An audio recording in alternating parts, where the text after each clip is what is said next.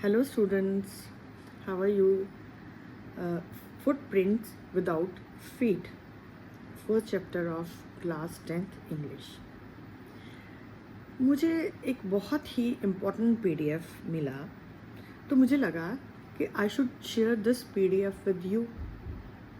It may prove very beneficial, very important for you people. So let us start with the summary, you can say points, or this PDF with you. Found this PDF made by somebody, then I wish that I should share this PDF with you because I found it very beautifully written, beautifully explained. ठीक है, तो मुझे लगा कि ये मुझे आपके साथ शेयर करना चाहिए ज़रूर. So let us start with Footprints Without Feet by H.G. Wells. ठीक है. About the author you can see from PDF only, but I think that briefing of poet or writer in class 10th, 9th or 8th is not so very important. So you have to only remember the name of the writer or poet. ठीक है, तो अगर आपको देखना होगा तो आप author के बारे में यहाँ से खुद ही देख लीजिए. Right now, characters and setting. आपको सबसे पहले इस स्टोरी में ये याद रखना है कि इसमें कैरेक्टर्स है कौन कौन से हैं. Main character is Griffin, another character Mrs hall, mister Jeffers. ठीक है, तो ज़्यादा कैरेक्टर इसमें नहीं है. ये कहाँ पे लिखा गया है, सेटिंग मीन्स कि ये स्टोरी कहाँ पे प्लॉट की गई है, क्या लोकेशन को ध्यान में रख के. That was London. Iping a village, एक गांव है. और सीजन कौन सा था जब ये कहानी लिखी गई? Winter. Bitterly cold in London, सर्दियों के दिन थे. आपको ये पॉइंट्स इसलिए याद रखने हैं क्योंकि ये आपको बहुत ज़्यादा आपके लिए इम्पॉर्टेंट होने वाले हैं और आपके लिए बहुत हेल्पफुल होने वाले हैं अगर आप ये छोटे छोटे पॉइंट्स याद रखेंगे. सबसे पहले है तो आपको ये ध्यान रखना है कि what is the story about. ठीक है ना, आपको जब स्टोरी की समरी और रीडिंग जब आप करते हो तो आपको ये चीज़ें ध्यान में रखनी है. कोई भी पॉइंट, स्टोरी कुछ भी है, प्ले है, तो आपको सबसे पहले ध्यान रखना what is the story about. तो main point of this very story, can a man become invisible. क्या कोई मानव जो मनुष्य है वो अदृश्य हो सकता है, गायब हो सकता है. And this is the story. Secondly, this is the story of a scientist who discover how to make himself invisible.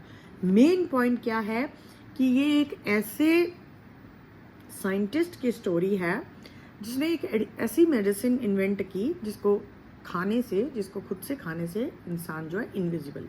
Mister India आप सबने देखी होगी, हमारे टाइम की वो मूवी है अनिल कपूर वाली. जैसे वो इनविजिबल होता था ना, इसमें ग्रिफिन जो है ऐसी मतलब मेडिसिन इन्वेंट करता है जिससे वो इनविजिबल हो जाता है. Third is, does he use और मिस यूज हिज डिस्कवरी.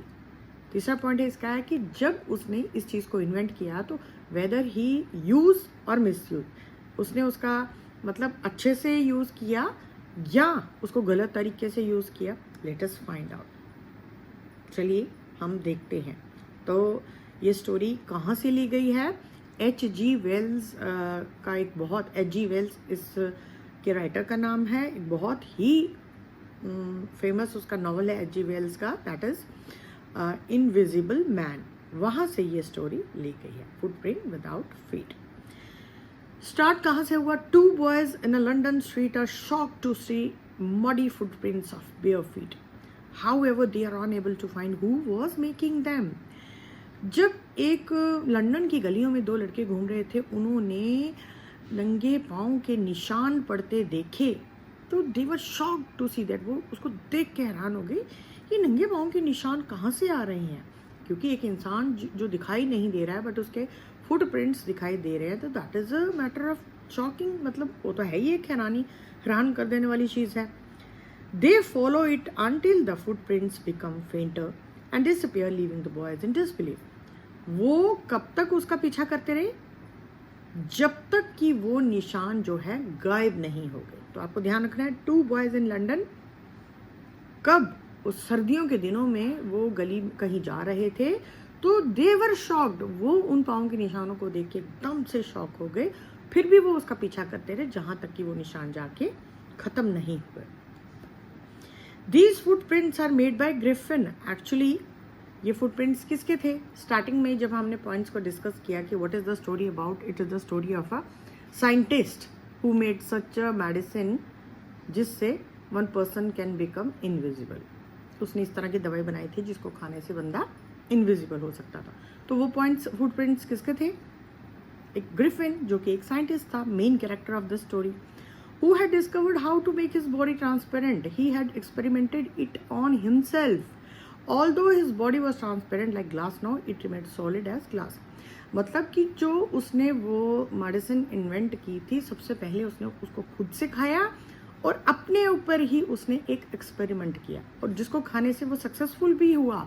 उसकी बॉडी ऐसे होगी ट्रांसपेरेंट, मीन्स कि वो किसी को दिखाई नहीं दे रहा था, बट सॉलिड, मतलब जैसे हम लोग हैं वैसे ही था, बट सामने वाला उसको देख नहीं पा रहा था। He was running away after burning his landlord's house in revenge. To save himself from being caught, he had taken off his clothes and shoes, which made him visible. मतलब कि वो जहाँ पे वो रहता था ना, जिसके घर में, तो वहाँ से वो उसके घर को जला के भाग गया। गुस्से में रिवेंज हो गया, बदला लेने के लिए वो भाग गया। उसको ये डर था कि अब मैं यहाँ से गलत काम करके भागा हूँ तो मैं पकड़ा जाऊँगा। उसने क्या किया, अपने सारे कपड़े निकाल दिए, शूज़ निकाल दिए, जिसके बाद वो इनविजिबल होता था। मीन्स कि जो अगर वो अपनी कपड़ों को पहने रखता था तो जहाँ जहाँ तक उसके कपड़े होते थे, तो अब क्योंकि जो मेडिसिन उसने खाई थी उससे तो सिर्फ उसकी बॉडी ही इनविजिबल होनी थी ना, अब कपड़े तो दिख रहे थे, तो इसलिए उसने क्या किया, कपड़े निकाल दिए। अब मैंने आपको जैसे पहले कहा कि सीजन कौन सा है जब ये स्टोरी लिखी गई, विंटर, ठीक है। अब विंटर में बिना कपड़ों के रहना हॉरिबल, ठीक है ना। तो आपको ये छोटे छोटे पॉइंट्स को आपको ध्यान में रखना है, ठीक है। आगे उसके लंदन स्टोर, इन अ लंदन स्टोर। अब देखते हैं लंदन स्टोर का क्या है वहाँ पे। It was bitterly cold in London, without clothes it was difficult to move around the streets. वही मैंने आपको बताया कि कपड़ों के बिना सर्दियों के दिनों में गलियों में घूमना बहुत ही मुश्किल था। He enters a shop store to get warm. तो वो कहाँ एंटर कर गया, एक दुकान में, एक मॉल में, एक शॉप पे अपने आप को मतलब थोड़ी हीट देने के लिए, गर्म रखने के लिए, because of winter, chilled winter, बहुत ज़्यादा ठंड थी। He uses clothes from the store to cover himself, eats cold meat and coffee and goes off to sleep. उसने वहाँ से क्या किया, वहाँ से मॉल से, शॉप से, लंदन स्टोर रूम जहाँ भी वो घुसा था, कपड़े लिए वहाँ से अपने आप को कवर करने के लिए, फिर खाने के लिए कोल्ड मीट, कॉफ़ी, और उसके बाद गोज टू स्लीप, फिर उसको नींद आ गई। Next morning he is found by the shop assistants. अगली सुबह नींद ना खुलने के कारण उसको किन लोगों ने पकड़ लिया, जो वहाँ दुकान के असिस्टेंट्स थे। जब सुबह सुबह हुई दुकान उन्होंने खोली, बट उसकी नींद नहीं खुल पाई थी। फिर वहाँ से भागने के लिए उसने फिर से क्या किया, he again takes his clothes and becomes invisible. वापस उसने अपने कपड़े निकाल फेंके और वापस वो इनविजिबल हो गया। मैंने आपको बताया उसकी सिर्फ बॉडी इनविजिबल हुई थी, अगर वो कपड़े पहनता था ना तो वो दिखाई देता था कुछ इस तरह, ठीक है। Next, Drury lane, the centre of theatrical world. अब ये क्या है, अब देखते हैं हम। ड्रूरी लेन और centre of theatrical world. Theatrical world means theatre, theatre word है, थिएटर से हमारा वर्ड आया थिएट्रिकल, जहाँ पे थिएटर से जुड़ा हुआ सामान या रंगमंच जिसे हम हिंदी में कहते हैं, या अभिनय जब नाटक वगैरह हम करते हैं, जहाँ वो सामान पाया जाता है उसे हम थिएट्रिकल वर्ल्ड भी कह सकते हैं। He enters a theatrical company to use the clothes and accessories to give himself cover, especially to his invisible face. अब वो वहाँ पे अंदर क्यों गया कि वहाँ से कुछ ऐसा ढूंढने के लिए, कुछ ऐसी एसेसरीज जिससे वो अपनी पहचान को छुपा सकता, स्पेशली जो उसका फेस था, जो दिखाई नहीं दे रहा था। क्योंकि वो जब वो दिखाई देता था लोगों को उस लुक में, सिर्फ कपड़े ऊपर से उसकी गर्दन वगैरह नहीं दिखती थी, तो बहुत ही ऐसे डरावनी सी फीलिंग आती थी लोगों में. He wears bandages on his face, dark glasses, false nose, big bushy mustache and a hat. क्या पहना वहाँ से उसने? पूरे फेस पे पट्टियाँ पट्टियाँ बांध ली, चश्मा ब्लैक कलर का, एक नाक जो नकली आप कह सकते हो जिसे हम जोकर वगैरह यूज़ करते हैं, और बड़ी बड़ी मूछें और एक hat. He carelessly attacks and also robs a shopkeeper and escapes by train to a quieter place, Iping. अब फिर से उसने क्या किया, बड़ी चालाकी से वहाँ पे दुकानदार को फिर से उसने उस पर अटैक किया और फिर वहाँ से भाग के दोबारा अब कौन सी जगह पे गया? आइपिंग एक गांव था. अब वहाँ उसने वो छुपने की एक जगह ढूंढी. अब जितनी हमने रीडिंग की है, अब आपको इससे ये तो पता चल गया कि he was brilliant. He was brilliant but he was lawless scientist. ठीक है, तो इसका एक पॉइंट आपने याद रखना है. He is a brilliant scientist but lawless. He is a model of science without humanity. He is revengeful, he is selfish and greedy as he steals money. वो पैसा चुरा के भागा वहाँ से. Clothes and is insensitive as he attacks the shopkeeper of the theatrical company. वहाँ भी उसने शॉपकीपर के ऊपर अटैक किया theatrical company के. And he did not carefully consider the disadvantage of invisibility. ठीक है, तो आपको अभी तक फ़िलहाल इस वीडियो में मैं आपको थोड़ा सा यहाँ पे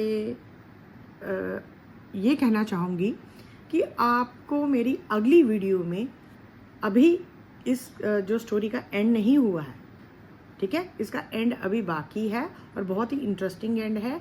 तो अभी इस वीडियो में आपको सिर्फ यही याद रखना है पहले कि वो जो ग्रिफिन था वो क्यों भागा वहाँ से, और अगर उसने मेडिसिन बनाई तो उसने अपने ऊपर इन्वेंट की क्योंकि बिकॉज ही वॉज लॉलेस. आपको ये छोटे छोटे पॉइंट्स याद रखने हैं because this will help you to conduct your first examination question, comprehension question, because this will increase your comprehensive skill. So please go through the video thoroughly. In another video I'll make the second, in fact end part of the only this very story, Footprints Without Feet.